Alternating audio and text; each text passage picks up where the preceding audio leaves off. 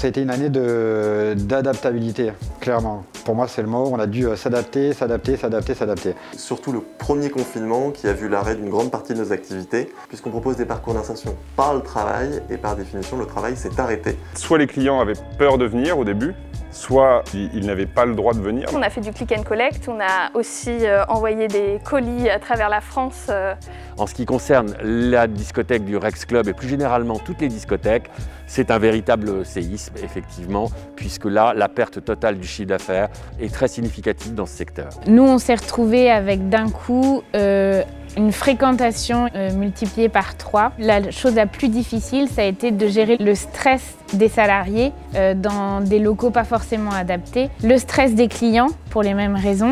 La réflexion a été extrêmement rapide. On a décidé de rester ouvert pour la vente à emporter. On sait qu'on a des clients dans le quartier qui nous suivent et ne serait-ce que pour eux, pour nous, rester ouvert, c'était super important. On a mobilisé à la fois la cuisine pour faire des repas pour les soignants et aussi le makerspace pour produire différentes choses. D'une part des visières et aussi des respirateurs en lien avec une communauté d'une trentaine de lieux. Et là, le mois de janvier est un peu plus compliqué avec le couvre-feu, puisqu'on fait l'essentiel de notre chiffre d'affaires ces 2 dernières heures de la journée, entre 18 et 20 heures.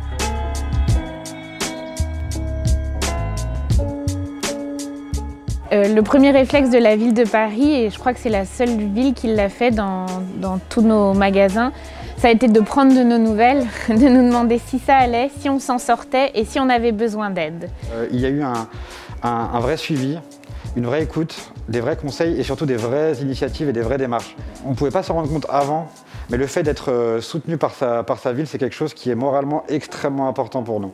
La réflexion, le suivi, l'accompagnement que la ville a pu apporter à notre secteur est fondamental, puisque nous n'avons pas été écoutés sur le plan de la culture par le gouvernement, comme vous le savez, qui a considéré que la culture n'était pas la priorité absolue, alors que la ville de Paris y a attaché une importance existentielle et fondamentale.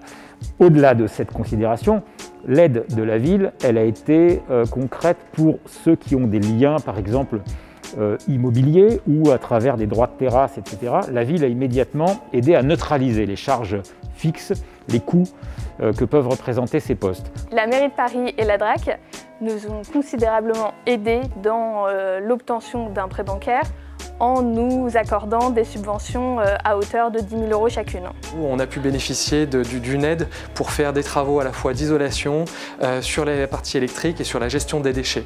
Alors la ville a d'abord aidé donc en soutenant économiquement nos structures, en accompagnant des projets nouveaux qui permettaient de se réorienter sur de nouvelles activités, et puis en maintenant son soutien pour développer de nouvelles activités. En plus de l'ouverture des terrasses, j'ai à disposition un stand au marché Jeanne d'Arc, juste à côté, où on peut tous les jeudis et tous les dimanches vendre notre cuisine.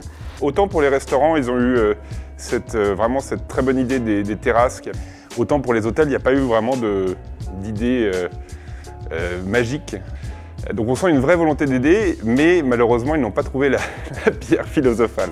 Et enfin, je dirais, la ville est dans la projection. Or, dans le contexte actuel, l'une des priorités, c'est d'envisager un futur. Gérer la crise, on le fait, mais l'important, c'est pouvoir se projeter sur un avenir au moment où tout est bloqué et tout est fermé.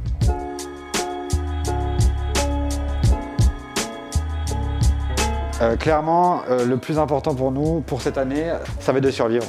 Parce qu'on est quand même dans une crise, pas que sanitaire, qui est une crise économique pour la plupart des commerçants, des petits commerçants. Je pars du principe que malheureusement, les clients ne vont pas revenir tout de suite.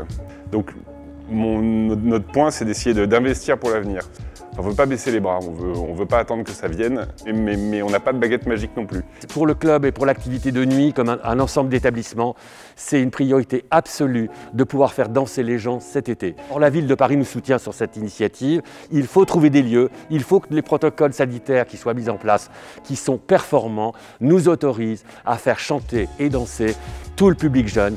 Donc je pense que cette difficulté aujourd'hui, il faut en faire une force, il faut lui trouver les qualités de son défaut, c'est de nous laisser la possibilité de planifier de nouvelles étapes, de nouveaux horizons, mais absolument projeter une vision, un plan d'action avec des étapes, même si elles sont lointaines. On vient d'ouvrir un deuxième tiers-lieu dans le 19e arrondissement, dans le parc de la Villette, qui s'appelle Oasis 21. Ça sera essentiellement de pouvoir ouvrir la librairie sur la rue et sur le quartier grâce à la piétonisation de cette partie de la rue René Boulanger. Et puis moi personnellement je recherche un autre local commercial pour continuer à m'agrandir, à agrandir l'idée, le concept et l'énergie du Caminito Cabaret. Et on a décidé qu'à la demande des producteurs mais aussi à la demande de la clientèle d'implanter une autre boutique. On cherche aussi du personnel, donc il ne faut pas hésiter à nous contacter aussi pour ça.